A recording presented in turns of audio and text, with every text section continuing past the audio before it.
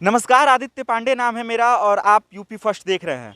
Uttar Pradesh power corporation की तरफ से ये जो धरना चल रहा है वो पिछले 76 दिन का समय गुजर चुका है इसमें।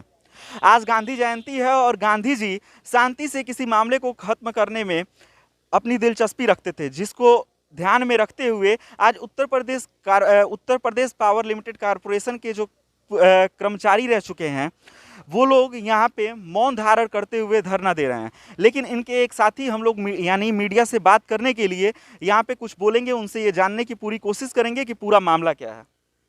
जी बताइए। सबसे पहले तो गांधी जयंती की आप लोगों को बधाई।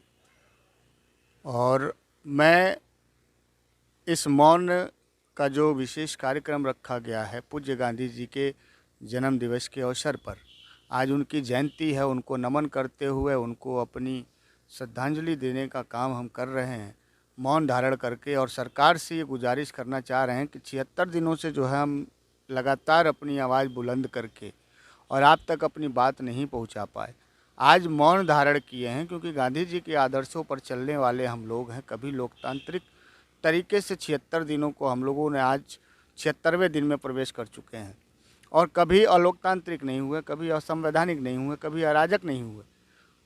हम हमेशा गांधी जी के विचारों को मानते हैं और एक सरकारी कर्मचारी की हैसियत से हम यहाँ 76 दिनों से शांतिप्रिय धरना कर रहे हैं। आज हमारा मौन व्रत है। केवल मुझे ही यह मीडिया के समक्ष अपनी बात रखने के लिए आज मुझे ये सौभाग्य नहीं मिल पाया कि गांधी जी की जयंती के अवसर पर मैं भी मौन रह सकूं, तो इसका दुख है। लेकिन खैर, अपनी वेदना रखने के लिए किसी को तो आगे आना पड़ेगा।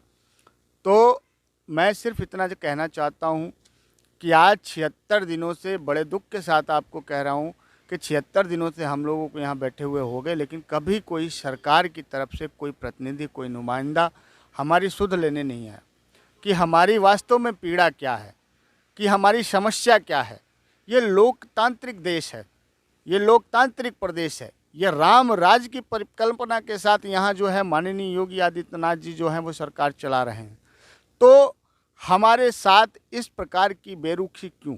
आज 76 दिन हो गए, कोई झांकने तक नहीं आया कि हमारी समस्या जान ले। हम सड़कों पे उतरेंगे तो हम आताताई हो जाएंगे, हम अराजक हो जाएंगे। अगर हम यहाँ बैठे हुए हैं और यहाँ से हमारी बात आप तक नहीं पहुँच रही है तो फिर हम क्या करें? कौन सा ऐसा माध्यम अपनाएं कि आपसे हमारी बात हो जाए, आप हमारी समस्या का संज्ञान ले लें।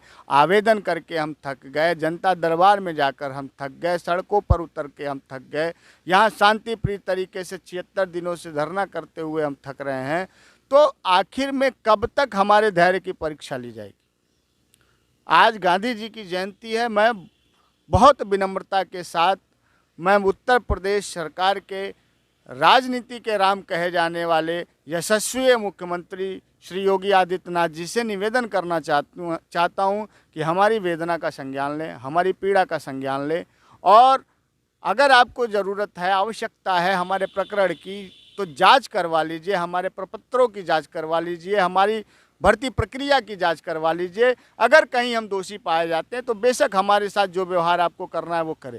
लेकिन अगर हम दोषी नहीं पाए जाते हैं तो जो दोषी है इस पूरे प्रकरण में, आप उनके साथ उनके ऊपर कार्रवाई करें और हमको विभाग में समायोजित करते हुए हमारा मान सम्मान प्रतिष्ठा हमारा लौटाने की कृपा करें।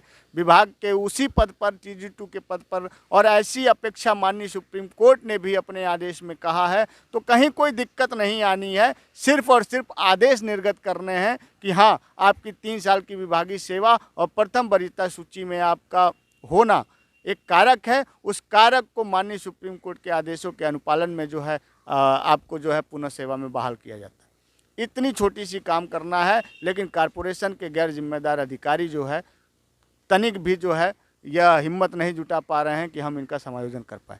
उत्तर प्रदेश सरकार की तरफ से अभी तक आपसे शायद कोई मिलने प्रतिनिधि वहाँ का कोई नहीं आया है अभी तक आप लोगों से। आगे आप लोग क्या करेंगे? देखिए, आगे हम लोग अभी तो गांधी जी के पद चिन्हों पर चल रहे हैं, जल्द ही भगत सिंह के पद चिन्हों पर चलने का काम करेंगे। अगर हमारी बातें शांतिप्रिय तरीके से उनके कानों तक नहीं पहुंच रही है, सरकार के कानों तक नहीं पहुंच रही है, अधिकारियों के कानों तक नहीं पहुंच रही है, तो फिर हमें कहीं ना कहीं भगत सिंह का रास्ता अपनाना पड़ेगा। फिर थोड़ा हमको थोड़ा थोड़ा थोड़ा थोड़ा सा एक बार भगत सिंह का रास्ता जो है, ठीक, इसको अच्छे से डिफाइन करके बताइए। देखिए, भगत सिंह जी क्या है, जिस प्रकार गांधी जी अहिंसा को मानते थे, भगत जी कहते थे कि अगर कोई एक गाल पे चाटा मारे तो दूसरा गाल आगे ना करो, क्रिया का प्रतिक्रिया दो। तो हम आज शांति से बैठे हुए हैं, हमारी बातों का संज्ञान नहीं लिया जा रहा है, आखिर कब तक। लेकिन जब हमारा भी धैर्य टूट जाएगा तो हम भी मजबूर होंगे सड़कों पर उतरने के लिए, अपनी आवाज़ को बुलंद करने के लिए कहीं ना कहीं तो उनके नज़दीक जाना पड़ेगा। 2022 में चुनाव भी आ रहे हैं, तमाम ऐसे मंत्री हैं जो क्षेत्र में जाएंगे, और हम 603 में हर क्षेत्र के लोग हैं, हर विधानसभा में कहीं ना कहीं एक लड़का आपको मिल जाएगा। तो जब ये लोग जाएंगे तो कहीं ना कहीं हमको इनका भी बहिष्कार करना पड़ेगा, जिस तरीके से हमारा बहिष्कार हुआ है। तो वो एक रास्ता जो होगा वो भगत सिंह का रास्ता होगा कि फिर हम ये नहीं देखेंगे कि हम किसके खिलाफ क्या बोल रहे हैं। कभी कभी ऐसा भी हो जाता है कि आदमी जब डिप्रेशन में आ जाता है तो वो बहुत गलत तरीके से गलत कदम उठा लेता है, कभी कभी वो खुद का नुकसान करता है, कभी कभी दूसरों का भी नुकसान कर देता है। तो इसमें कहीं ना कहीं 603 में कोई भी ऐसा बंदा हो सकता है जो खुद का नुकसान ना करके किसी और का नुकसान कर दे। तो ये बात आप समझ सकते हैं कि जो हमारे साथ आज हमें मजबूर किया है इस स्थिति में लाने के लिए, तो उसके लिए भी कहीं ना कहीं अगर मामले को संज्ञान में नहीं लिया गया, न्याय नहीं किया गया, तो फिर उसके लिए भी कहीं ना कहीं कुछ रास्ता तो अपनाना पड़ेगा।